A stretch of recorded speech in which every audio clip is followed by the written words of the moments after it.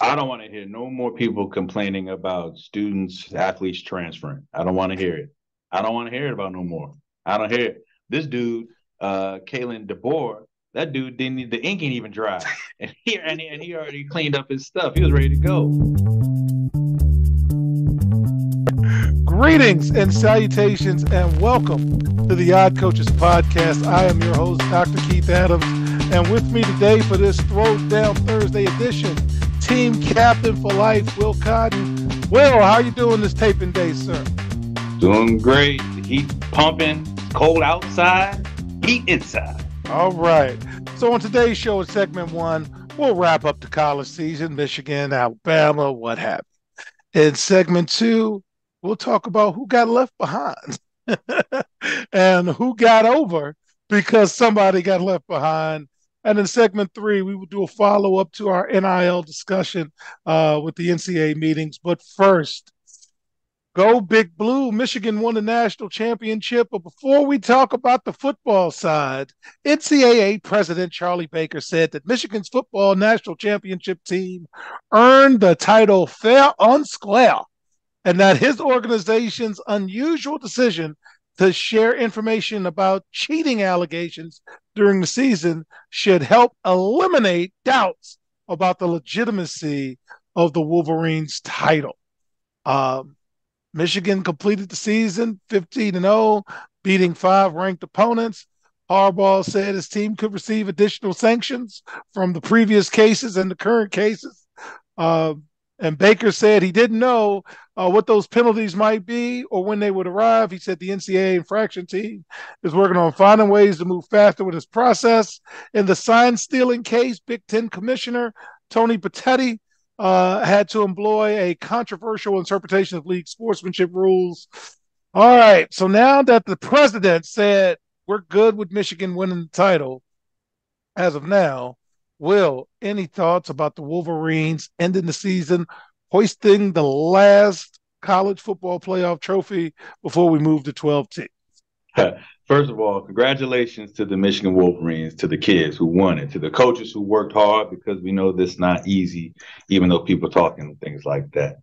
Um, it's going to be interesting. It's going to be very interesting, especially now that they're talking about sanctions after the championship, and Harbaugh's already to leave. Harbaugh's already talking about the Raiders and the Chargers and all these other NFL teams that he could coach and all these things and other things. But the biggest thing, coach, is people sometimes expect people to get their comeuppance, but sometimes it never comes. Never You can cheat comes. and sometimes you win.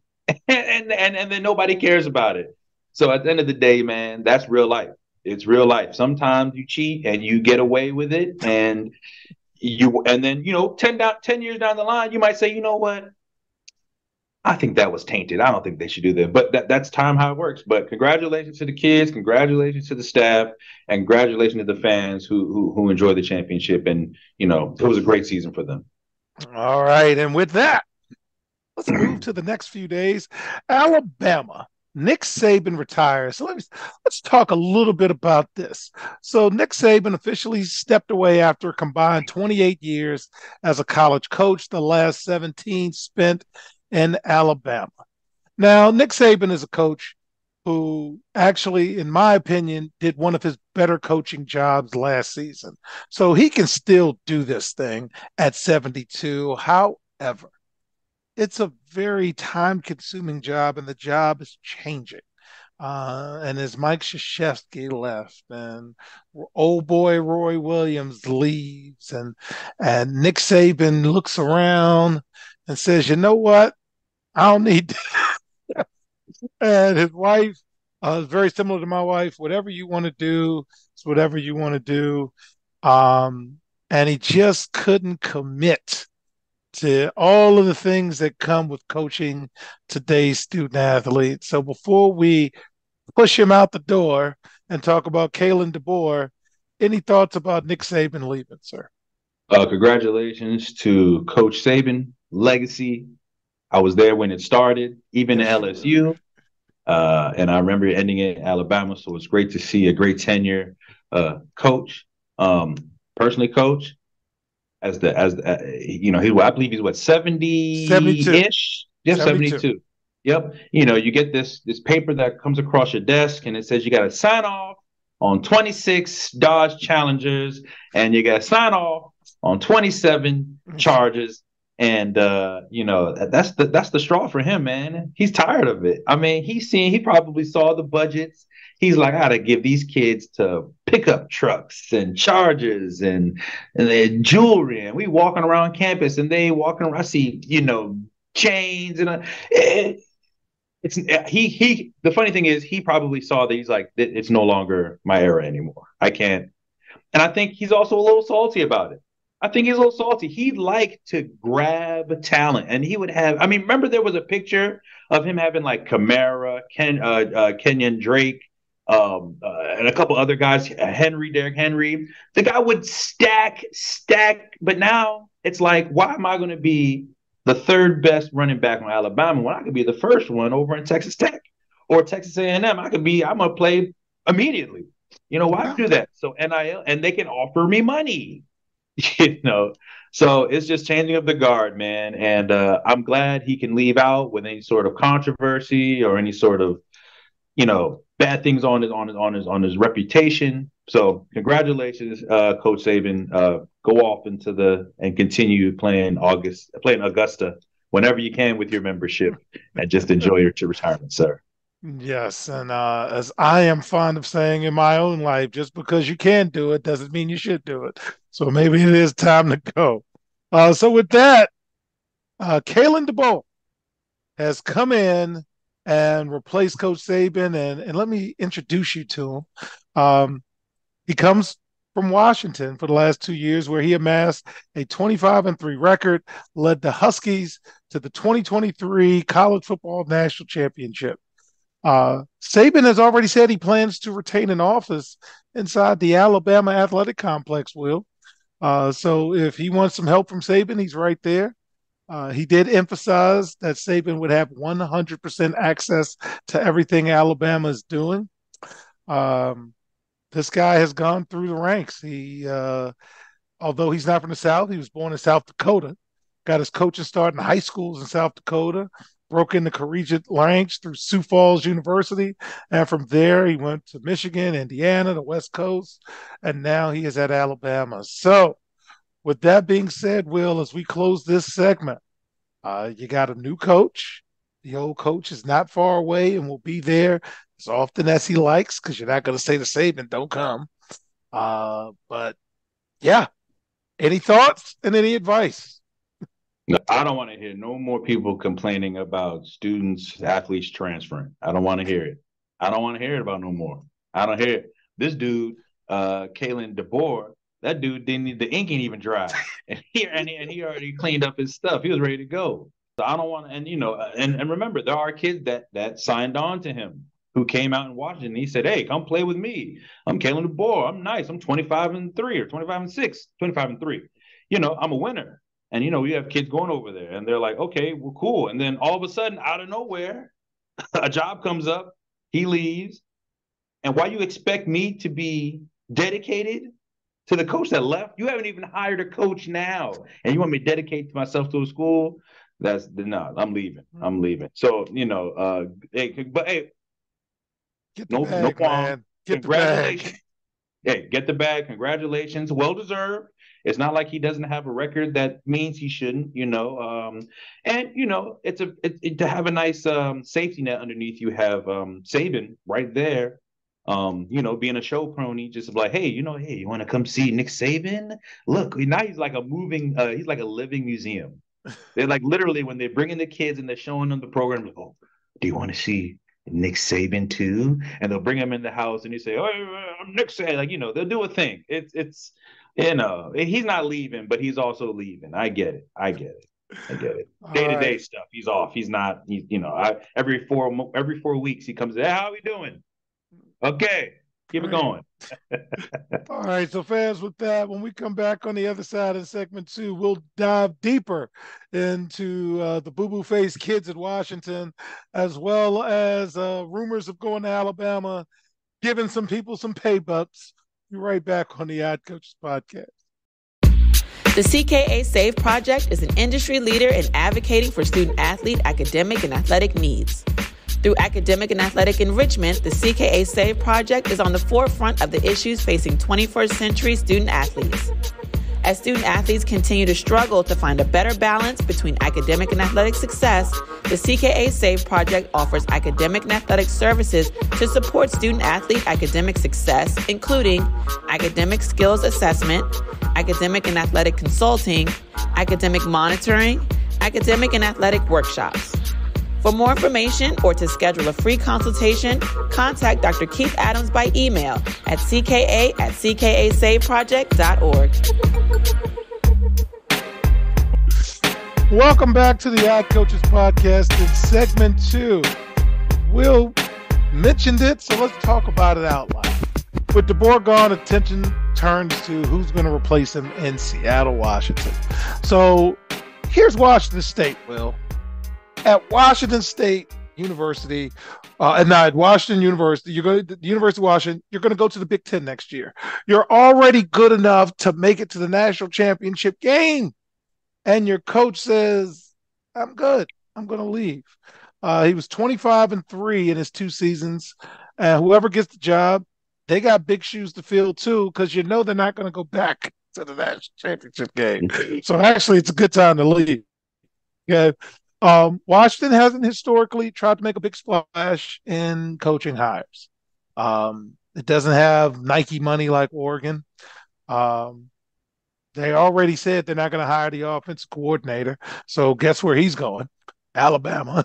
Mm-hmm. So rumor has it that Cliff Kingsbury is in the running for that job. So if you're Washington, Will, how do you think you're going to handle this? What advice would you give them in hiring your next coach? You have nothing to lose. You have nothing to lose. Washington had a great season, great couple 2 seasons. You know, I would go back and I would go to Cliff Kingsbury. I mean, I would, My I mean, again, disdain if you're not for trying to make a failing big up. splash, I mean, who else? I mean, I would say there's no rush. I say take make the right decision. And Cliff Kingsbury seems like the right choice now, but do your diligence, see what you want to do, and talk to your players. I mean, they know the information's out there. Say, hey guys, there's some situation going on. Let me see. I'm gonna have a poll, anonymous. What are you guys feeling in terms of coach? What are you doing? I don't know. I mean, what do you do, Washington? I mean, imagine being thrown that, like, you're like, oh man, Washington, we're good for the next 10 years. Like, man, we have a great coach, and he's going to Alabama. You can't delay, man. You can't Yeah. delay. You got to get your ducks in a row. You already told your assistant who thought he could get the gig that he's not going to get the gig. Players are going to come, players are going to go. So I'm not going to overly care, because whatever you had last year, no matter what, is gone. It's never coming back. So I can't hold too much stock in that. So yeah, you better get on the hop and make a decision quick and make sure it's a good one. And I hope you anticipated that this guy could leave. So speaking of guys who could leave and didn't, Texas. Steve Sarkisian agreed to a 4-year contract extension with Texas through 2030 when he announced that he was talking a little bit to Alabama. Financial terms, which must be approved by the Board of Regents, was not released, but his initial contract paid him $6 million in 2023, and it's expected that this new deal will push him closer to $10 million annually. Which takes us to Florida State. Mike Norvell told ESPN that his decision to stay at Florida State came down to the heart and opportunity of what we have here. So don't you worry about that contract extension that he got in the pay bump. Though he declined to get into specific details about his conversations with Alabama, Norvell said, you respect the place, you respect the position, but hey, again, I'm not saying he used Alabama to get a raise, but so, Will, any thoughts on the guys staying before we transition into segment 3? Sark, congratulations to him, man. That guy had, I think he had heart surgery before the season. Oh, You know, okay. yeah, he was sick. He got sick. I think I want to say he had a I want to say he had a stroke, but he had something serious where he could have died. He had a blockage, and he could have died. And it actually went into his brain, and he had to relearn how to like walk and talk again. So congratulations for him to even come back. I mean, I can speak to that. That's amazing. I can understand the financial terms. Were not released. I'm sure they were health related in terms of his. If you're going to 4-year contract, but if you pass away after 2 years, how are we going to manage that? That's what they're going to talk about. I'm sure they were talking to about. So, congratulations to his health. Congratulations to the money. Florida State. You know, sometimes it pays to just be quiet. Sometimes unfortunately, Norville, it's going to get a little harder. You no longer have the NIL restrictions from the NCAA because everybody want to take trash, and the idiot governor want to say, oh, I can't say that. The governor wants to say things in Florida, so I don't want to step on any toes. It's gonna be tough. It's gonna be tough, But the best thing you are is that you're gonna stay in Florida State. The kids like you. You had a proven track record and you know, we'll see if you can get there, if you can make it next year. You should have been there, but if it wasn't your quarterback getting injured, who knows? But it was a good decision. I think good decision. Don't leave. Good choice for them to stay. Well, hopefully he can get through those sanctions coming through. And with that, fans, we will be right back because in segment three, we're going to follow up on some of the happenings and the findings from the NCAA convention this past week. We'll be right back on the Coaches Podcast. Why should student athletes use the CKA SAVE Project academic and athletic consulting services? Over the past 15 to 20 years, colleges, universities, professional sports teams, business organizations, and others have increased their use of consulting services to improve their decision-making processes and results. Over the same time, the athletic and academic landscape has changed for high school and college student athletes as the NCAA has raised initial academic eligibility requirements for student athletes while decreasing the number of transfer restrictions. Former college student athletes have noted that they were academic and athletically unprepared for the rigors of college. Let the CKA SAVE Project's close to 30 years of academic and athletic experience help guide student athletes to increase success as we work to help student athletes achieve the goal of obtaining a college degree.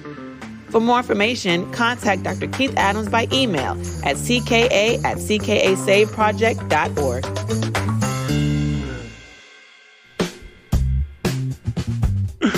Welcome back to the Coaches Podcast. In segment three, I wanted to do a follow-up to the NCAA Division I Council meetings that took place last week. They did vote to adopt new rules designed to help athletes avoid unscrupulous agents and unfavorable terms in name, image, and likeness contracts.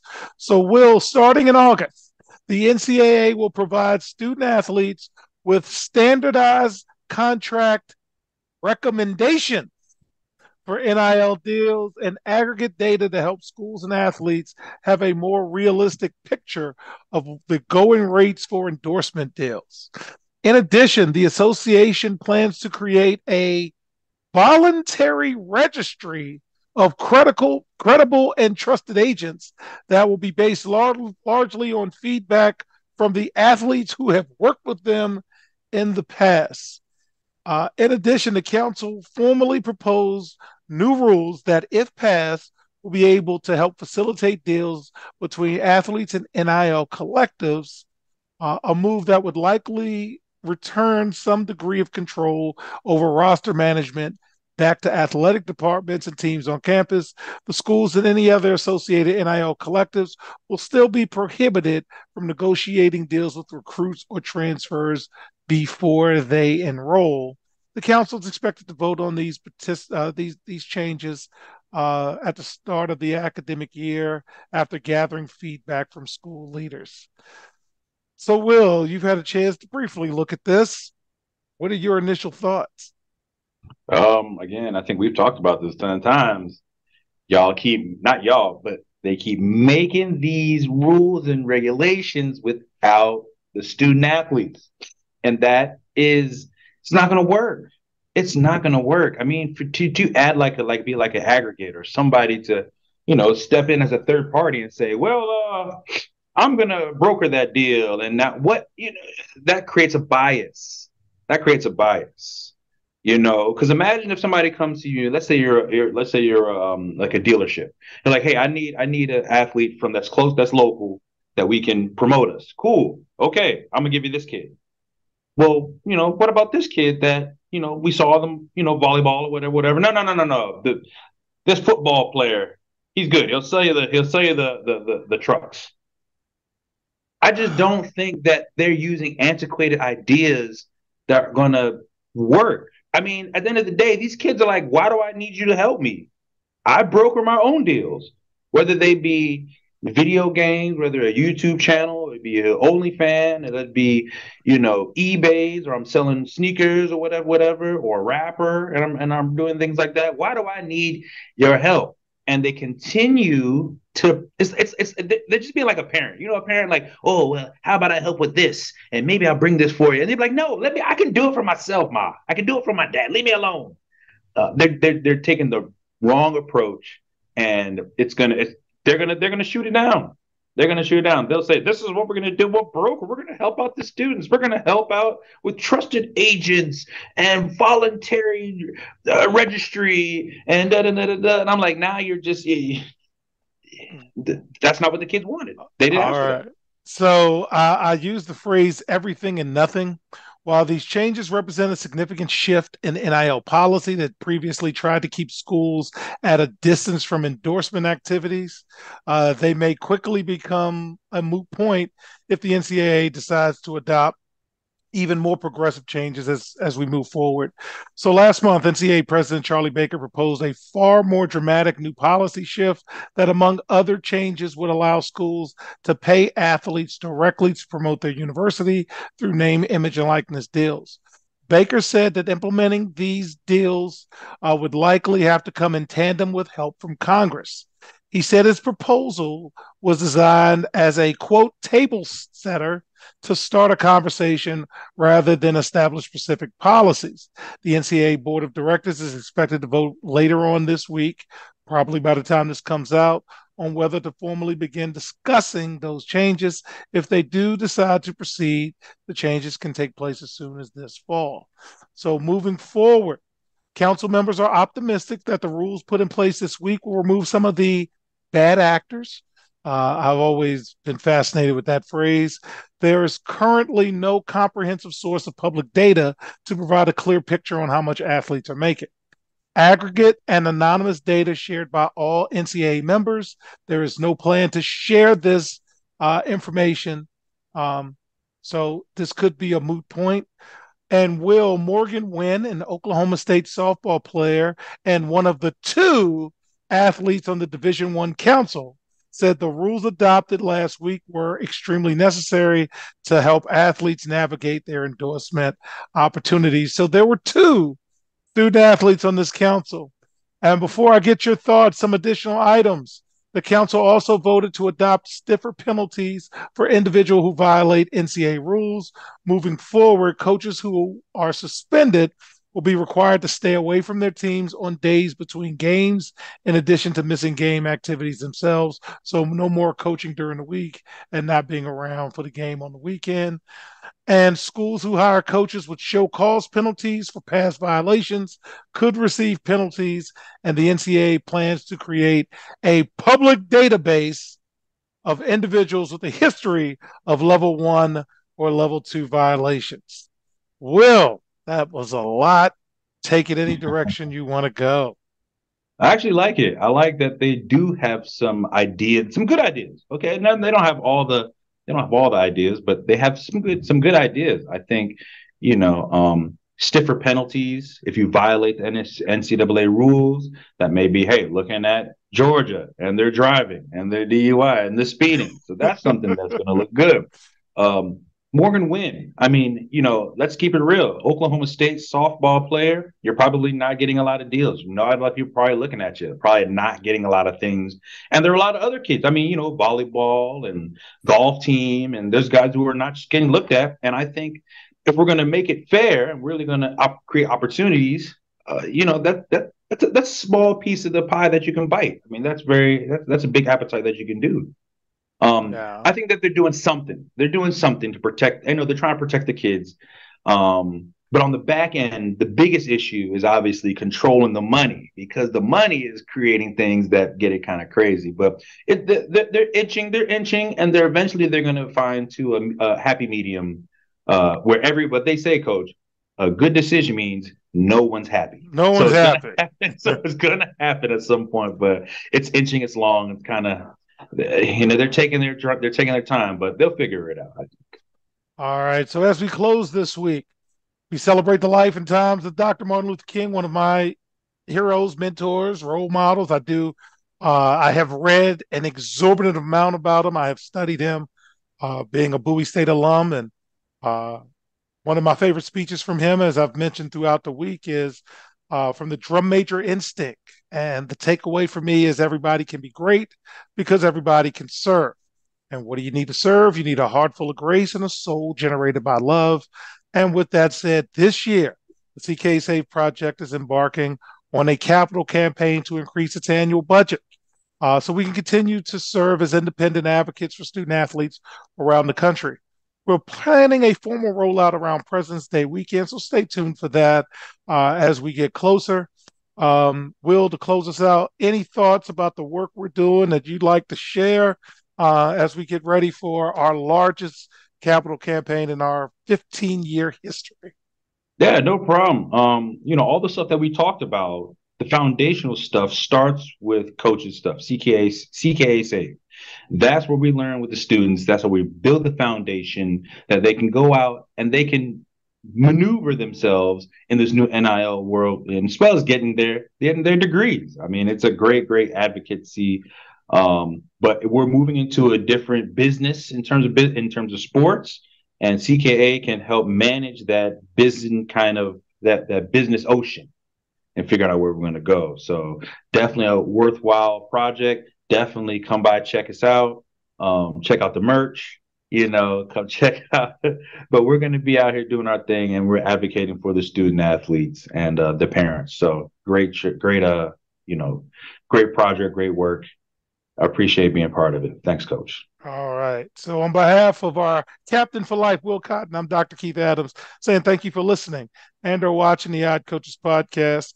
And we'll see you on the sidelines. Till next time, take care. The Odd Coaches podcast is sponsored by the CKA Save Project. The CKA Save Project is an industry leader in providing student-athlete academic and athletic support.